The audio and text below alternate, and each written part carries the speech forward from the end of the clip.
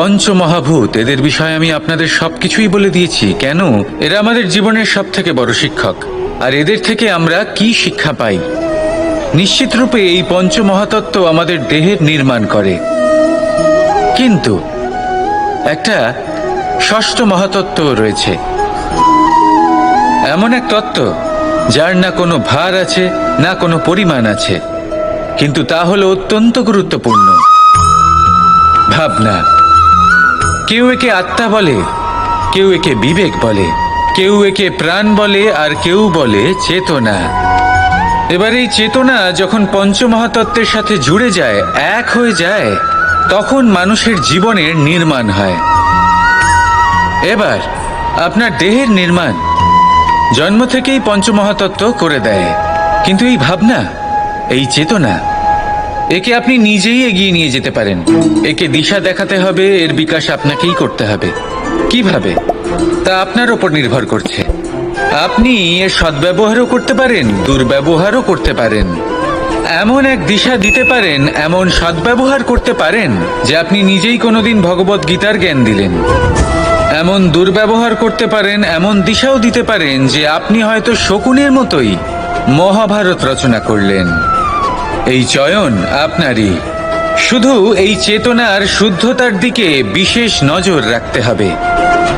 যদি এই চেতনা শুদ্ধ হয়, তাহলে প্রেম থাকবে, আর যদি এই চেতনা অশুদ্ধ হয়, তাহলে বিদ্বেষ হবে।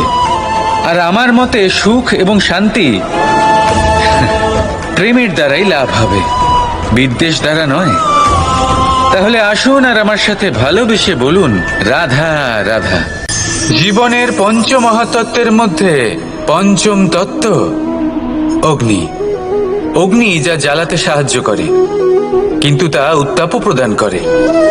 নিশ্চিত রূপে অগ্নি আমাদের জ্বালিয়ে দিতে পারে, কিন্তু আপনি কি কখনো এটা ভেবে দেখেছেন যে আগুন, তাকে নিজেকে কতটা জ্বলতে হয়, তাকে নিজেকে কতটা তাপ সহ্য করতে হয়? ও নিজে জ্বলে আমাদের উত্তাপ প্রদান করার জন্য, ও নিজে জ্বলে আমাদের ঊর্জা দেবার জন্য, আমাদের আলো দেবার জন্য, অন্ধকারে পথ দেখানোর জন্য, শত্রুর সাথে মোকাবিলা করার জন্য আমাদের সাহায্য করে নিজে জ্বলে। যখন আমরা কোনো দেবতার জন্য যজ্ঞ করি, তখন দেবতার ভোজন গ্রহণ করার নিমিত্ত হয় এই অগ্নি। কত কিছু ওকে সহ্য করতে হয় আমাদের এত কিছু দেবার জন্য। আপনিও আগুনের মতো হয়ে উঠুন, নিজে কষ্ট সহ্য করুন অন্যকে সাহায্য করার জন্য, তাদের জীবন উদ্ধার করার জন্য, নিজের প্রিয়জনের জন্য, নিজের পরিবারের জন্য, নিজের মাতা পিতার জন্য, এই সমাজের জন্য। নিজে কষ্ট সহ্য করুন, প্রকাশের কেন্দ্রবিন্দু হয়ে উঠুন, আর সকলকে পথ প্রদর্শন করুন, সবাইকে পথ দেখান। যেদিন আপনি আগুনের মতো হয়ে উঠবেন, সেই দিন ঠিক যেমন অগ্নিকে পুজো করা হয়, আপনিও সেইভাবে পূজনীয় হয়ে উঠবেন। যেমন সকল শুভকর্মে, সকল যজ্ঞে, সকল পুজোতে অগ্নিকে স্মরণ করা হয়, সেইভাবেই সকল শুভকর্মে আপনাকেও স্মরণ করা হবে। আর যেদিন আপনি এরকম হয়ে উঠবেন, সেই দিন জীবনের বাস্তব মর্ম কি আপনি তা বুঝতে পারবেন। তাহলে আসুন আর আমার সাথে ভালোবেসে বলুন, রাধা রাধা।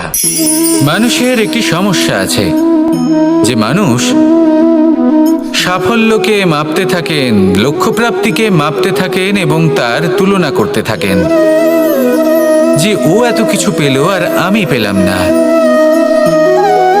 ওর কাছে এত কিছু আছে কিন্তু আমার কাছে নেই। এই তুলনা করার জন্য ওনারা দুঃখী হয়ে পড়েন, নিরাশ হয়ে পড়েন। তাই আমি একটা প্রশ্ন করছি যে এটা কি উচিত? এই সংসারে আপনি কি নিয়ে তুলনা করবেন, যেখানে সূর্যদেব চন্দ্রমা দুজনেই আছেন, দুজনেই হলেন বিশেষ, দুজনেই নিজ নিজ সময়ে উদিত হন। এদের মধ্যে একজন না থাকলে তাহলে আমাদের জীবন কঠিন হয়ে পড়বে। ঠিক সেইভাবেই আপনি যদি একটা বড় রেখা অঙ্কন করেন, তাহলে অন্য রেখাটি ছোট হয়ে পড়ে না, সে তেমনই থাকে যেমনটা সে ছিল। আপনার অস্তিত্ব কখনো ছোট বা বড় হতে পারে না। শুধু তুলনা করার জন্য আপনার এটা মনে হতে পারে। যদি আপনি যুদ্ধ করতে চান, আপনার তলোয়ারের প্রয়োজন পড়বে। যদি বস্ত্র তৈরি করতে চান, এত বড় তলোয়ার দিয়ে কিছুই হবে না, তখন প্রয়োজন পড়বে একটা ছোট্ট সূচের। তাই তুলনা করবেন না, না নিজেকে ছোট মনে করবেন না অন্য কাউকে। সবার সাথে সহযোগিতা করুন, আর যদি তুলনা করতেই হয় নিজের সাথে করুন, যে কাল আমি কেমন ব্যক্তি ছিলাম, আজ কি তার থেকে শ্রেষ্ঠ হয়ে উঠতে পেরেছি। ভেবে দেখুন ভবিষ্যতে গিয়ে আপনি কতটা শ্রেষ্ঠ ব্যক্তি হতে পারেন। আসুন আমার সাথে ভালোবেসে বলুন রাধা রাধা।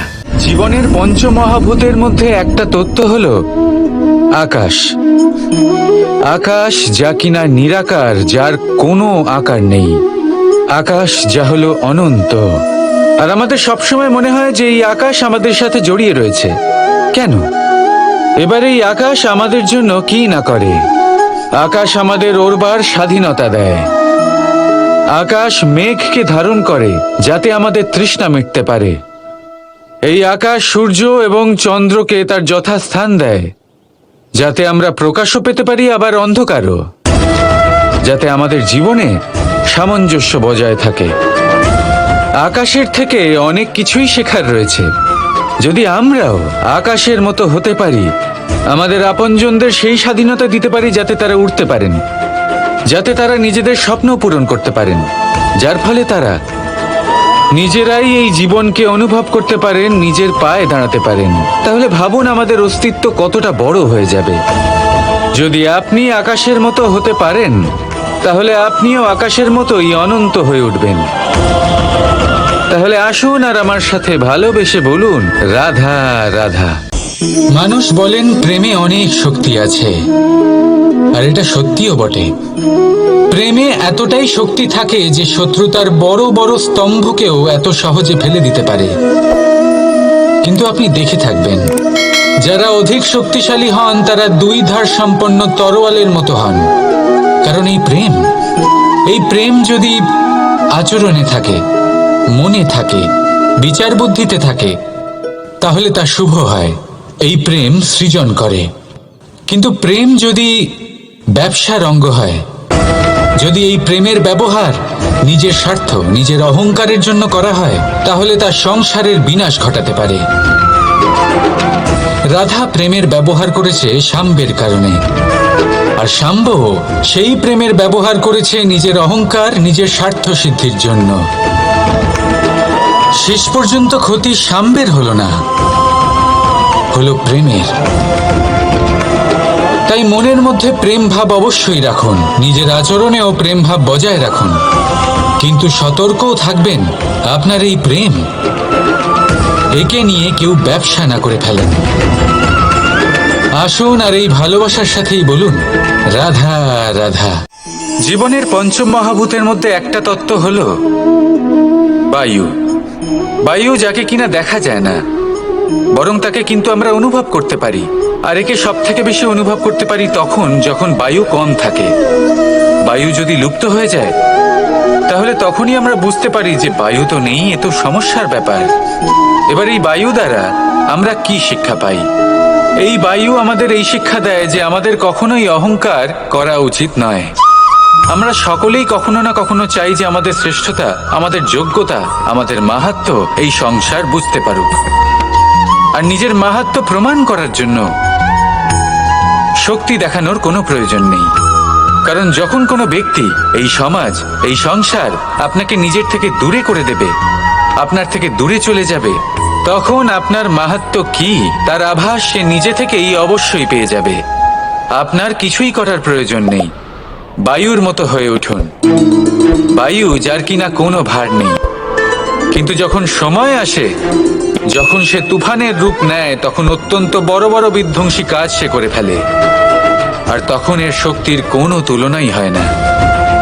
বায়ু যে নিজের সঞ্চালন দ্বারা পৃথিবীকে প্রাণ দেয়, নিজের পরিবহন দ্বারা এই মেঘ সৃষ্টি করে, এই ধরিত্রীর তৃষ্ণা নিবারণ করে।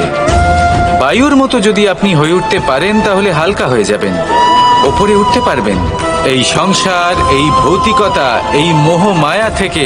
আর তখন আপনি বুঝতে পারবেন যে প্রেম কাকে বলে।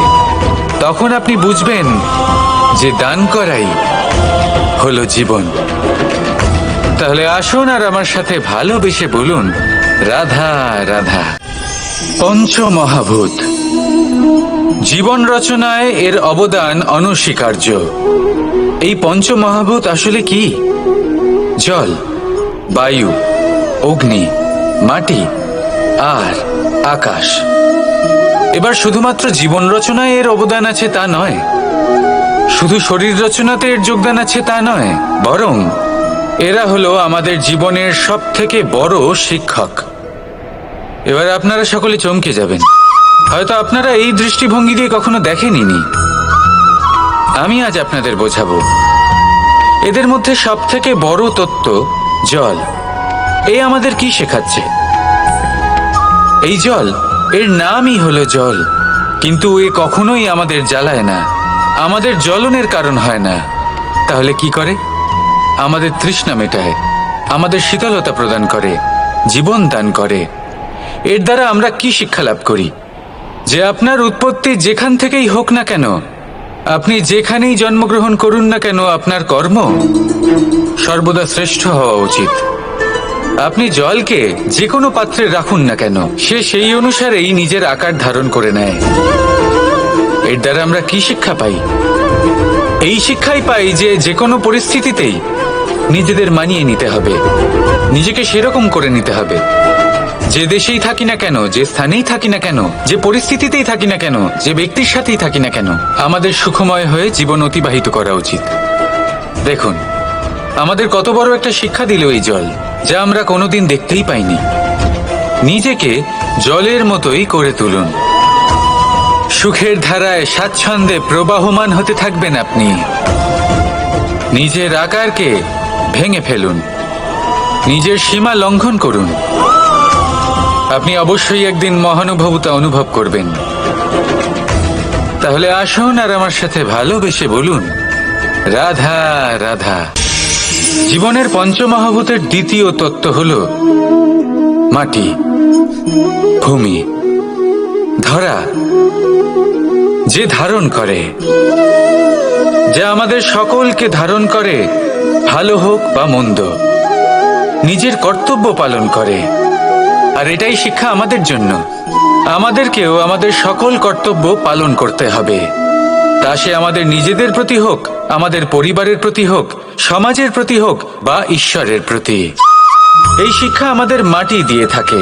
এ আমাদের পদতলে পিষ্ট হয়েও তার বদলে আমাদের বনস্পতি প্রদান করে। অগ্রসর হতে পদক্ষেপ নেওয়ার সময় আমরা পা দিয়েই ধরিত্রীকে পিছনে ঠেলি, কিন্তু এই মাটি আমাদের ঘৃণা করে না। সে আমাদের পরবর্তী পদক্ষেপের জন্য অপেক্ষা করে আর স্বাগত জানায়। আর হয়তো সেই জন্যই এই ধরাকে আমরা ধরিত্রী মাতা বলে থাকি।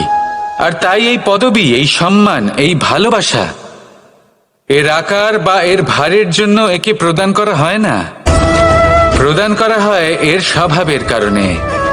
আপনিও যদি ধরিত্রীর মতো হতে পারেন, যদি আপনিও নিজের সকল কর্তব্য পালন করেন, বিশ্বাসের সাথে তা স্বীকার করে নিতে পারেন, যদি অন্য কারোর সাফল্যেও আপনি প্রসন্ন হতে শিখতে পারেন, যদি আপনি একটু কষ্ট সহ্য করে অন্য কাউকে প্রসন্নতা প্রদান বা অন্য কাউকে সেবা করতে পারেন, তাহলে আপনিও মাটির মতোই মহান হয়ে উঠতে পারবেন।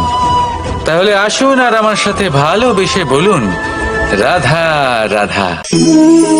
আজ আমার কাছে একটা হাতুড়ি রয়েছে। অত্যন্ত শক্তিশালী হলো এই হাতুড়ি।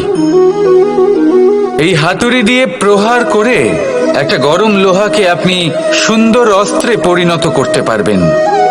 এই হাতুড়ি দিয়েই প্রহার করতে করতে একটা অত্যন্ত বড় পর্বত ভেঙে আপনি ওখানে একটা নতুন পথ নির্মাণ করতে পারবেন। এই হাতুড়ির স্বল্প আঘাতেই আপনি প্রসাধনের জন্য সুন্দর সুন্দর আভূষণ বানাতে পারবেন। কিন্তু যদি কোনো সুন্দর বাড়ি দেখতে পান আর তার ভিতে আপনি যদি এই হাতুড়ি দিয়ে প্রহার করেন, তাহলে তার বিনাশ হয়ে যাবে। এমনই কিছু হয় প্রেমের ক্ষেত্রেও। তা এতটা শক্তিশালী হয় যা সৃজন করে, কিন্তু সর্বনাশও এ করতে পারে। সবকিছুই নির্ভর করছে আপনার উদ্দেশ্যের উপর। এই উদ্দেশ্যকে শুভ রাখুন আর ভালোবাসার উপর একটু নিয়ন্ত্রণ রাখতে শিখুন, যেন এমন না হয় যে আপনি সৃজন করতে গেলেন কিন্তু সর্বনাশ করে বসলেন।